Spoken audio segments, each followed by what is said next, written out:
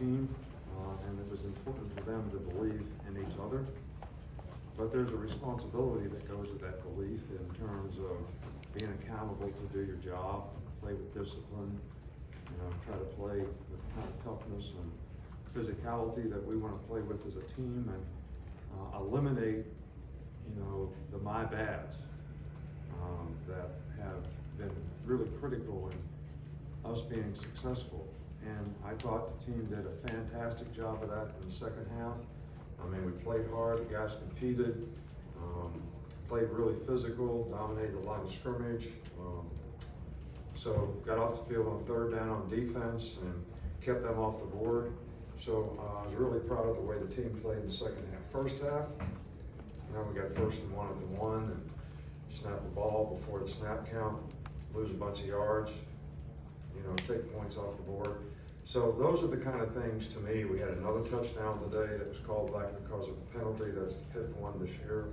So, I mean, those are the kind of lessons that we want to continue to teach our team so that we can continue to improve and get better, and they can develop the kind of confidence and trust in each other and themselves so that, we can play better, and we can, play better week in and week out and do it every game that we play. So, but man, guys played hard, competed hard. These guys are hard to play against. They do a lot of formations, a lot of motions. Thought our guys did a pretty good job of adjusting to it in the game, and especially did a good job in the second half. So really pleased. I thought Jalen played really, really well.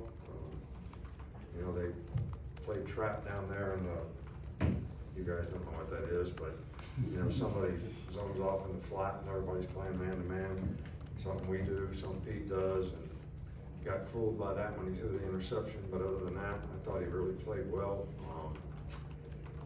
He got a little dinged up, but he'd be fine. And I thought he showed a lot of leadership out there. Made some good throws. We made some explosive plays. So we got to continue to try to create opportunities for our players down the field. We'll start over here with Nick Kelly. Yeah, Jalen's turnover was in the first half for this game. In Texas A&M last year, his turnovers were in the first half. What has stood out about his ability to respond to adversity and keep playing? Well, I think that's the one thing that guys learn. I think if you ask him, he'd probably say he got a little bit affected by the first interception in the Texas game. But you have to learn that you have to go play the next play. You can't let one play lead to several bad plays. And as much as, you're a point guard, so you can't turn the ball over, and you got to get assists. And if you have one turnover, don't let it lead to 2, and just keep executing and believing and trusting in what you're doing so that you can continue to distribute the ball where you need to, which I think he's growing and done a really good job of that. Back on the left here with Aaron. There were 3 consecutive plays in the third quarter that the team showed a lot of toughness. Jalen standing in the pocket, took a big shot, throws a touchdown. Ty runs through a face mask, 2-point conversion. And then Jam, even though he got kicked out of the game, has a big hit that sort of energizes the sideline. In terms of competitive character, did that set the tone?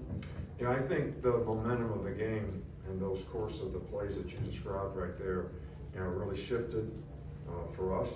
The energy went up, and I think that was demonstrated by how we continue to play the rest of the game. So I'm always happy to see guys make those kind of plays. Back on the right with Charlie. Coach, we saw Deontay Lawson late in the second quarter. Do you have an update on him? Yeah, he's got a sprained ankle. He's going to be day-to-day. It's a pretty good one, so nobody knows exactly how long it will take for him to respond. So that's all I can tell you about that one. In the back with Ryan. Coach, the run game was impressive today. What did you think out of that, and did it result to the practice that you guys did during the week, or how did that come to the field? Yeah, well, I think we know we got to create balance on offense. We got to be able to run the ball. We got to be able to throw play action passes and take shots like we did a couple big plays on the day. But we got to be more efficient in the passing game as well. We still had 4 sacks today. We got too many drive stoppers, penalties, whatever. We got to continue to clean it up so we can stay ahead of the sticks. I think you can always play better offense when you can stay ahead of the sticks. So that's what we're going to keep working on, trying to improve on. Jeff Spiegel here on the left. Nick, how much does patience come into play on your part when you're grooming a quarterback like you are, Jalen? You know, I think you have to take advantage of the lessons, you know, and, you know, I meet with the quarterbacks on Sunday, I meet with them on Thursday, and I just have some things that, okay, here's what you really did well, and here's some things I want you to look at, whether it's footwork and how you're setting up and how it affects your accuracy, you know, what maybe the other team plays or does. So you're really just trying to teach, you know, and I think you want to try to teach in a way that's going to impact and affect them in a positive way. You know, Jalen's really good about that. I mean, he really wants to learn, he really listens, and you know, Tommy does a good job with him. So it takes a lot of patience on my part when you score 5 touchdowns and have them called back. So that takes patience too.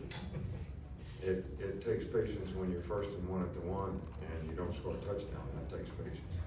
So I got a lot of things testing my patience. We'll stay over here with Scott. I'll try. Nick, the answer when they kick the field goal 17-10, you come down 75 yards, 54 on the ground, to your point being physical. Just thoughts on that kind of capped off the game? Yeah, I think that was, you know, one of the most critical drives in the game, and then we got a couple stops on defense, you know, after that. Changes the game a lot when it's a 2-score game, especially in the 4th quarter.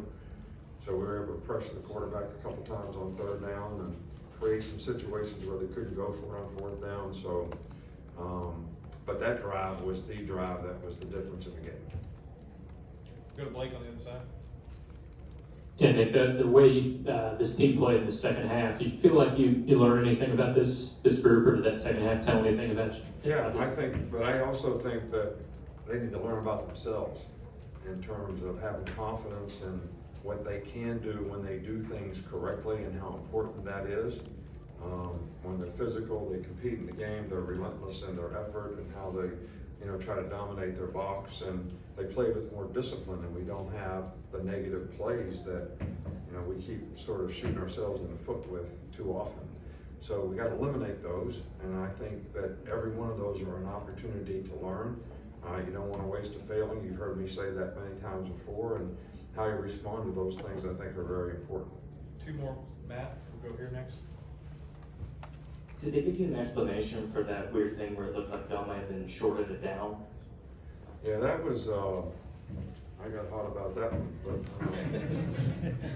you know, most of the time, the guy that marks the ball, you know, will signal 1st down. He came and marked the ball, and when they put their hand down, it's like it's short. So we assumed that it was short. Called a quarterback sneak, which cost us a down. And we tried to do it fast before they could line up. Well, then all of a sudden, like right when we're snapping the ball, they're moving the chains. I mean, the chains didn't move until we were snapping the ball. Now, the referee says, I signaled 1st down. I said, well, why didn't the guy spotting the ball signal 1st down?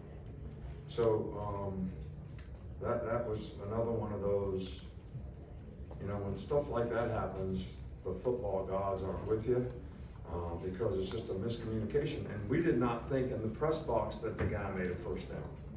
Most of the time, you right away, you know, it's 1st down. And then the guy marking the ball didn't signal 1st down. So it's bad on our part. We should have, if we weren't trying to go fast, we would have been able to recover the situation, and that cost us, really. We ended up kicking a field goal. Finishing here with Nick. How would you assess the play of both left tackles out there, Caden and Elijah? I can't tell you that. I mean, you probably had a better seat in the house to watch them play than I did. I'll be glad to tell you on Monday after I watch the film. I think both guys are improving, but I can't really tell you. I don't watch the left tackle every day to see how he's doing. We wanted to play both guys today to see how they did, so we got an opportunity to do that, and we'll evaluate it when we watch the film. All right, thanks, Coach. All right, thank you.